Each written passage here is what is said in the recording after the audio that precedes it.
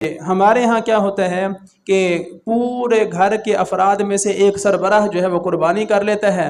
اور باقی اسی میں جو ہے وہ گزارا کر لیتے ہیں کہ گوشت تو حاصل ہو گیا ہے، لیکن شریعت میں ایسا نہیں ہے۔ ہر بندہ، ہر عورت جو صاحب نصاب ہے اس پر قربانی واجب ہے، چاہے وہ خامند ہے، چاہے وہ بیوی ہے، چاہے وہ بیٹا ہے، چاہے وہ بہو ہے، بیٹی ہے، جو بندہ صاحب نصاب ہے اس پر قربانی لازم ہے۔ ہوتا کیا ہے کہ 4 بیٹے ہیں، چاروں ہی جو ہے وہ کاروباری ہیں اور اللہ نے انہیں دیا ہوا ہے، ہر بندے کے پاس، ہر بیٹے کے پاس جو ہے وہ 2 درہم جو ہے وہ ان کے پاس ہوتا ہے، لیکن وہ کیا کرتے ہیں، بس بابا جی نے قربانی کر لی، اسی میں شریک ہو کر کھا پی لیا اور بس، حالانکہ قربانی ان پر لازم ہے۔ اور اسی طرح خامند نے تو قربانی کر لی، زیور جو ہے وہ بیوی کے پاس ہے، اور پھر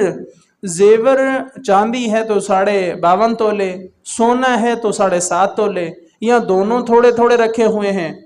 تو پھر کیا ہے، وہ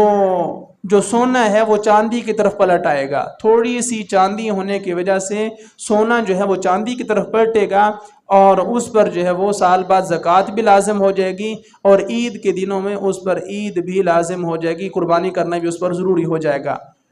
تو بیوی مالدار ہے تو بیوی پر بھی قربانی کرنا ضروری ہے، وہ بھی قربانی کرے۔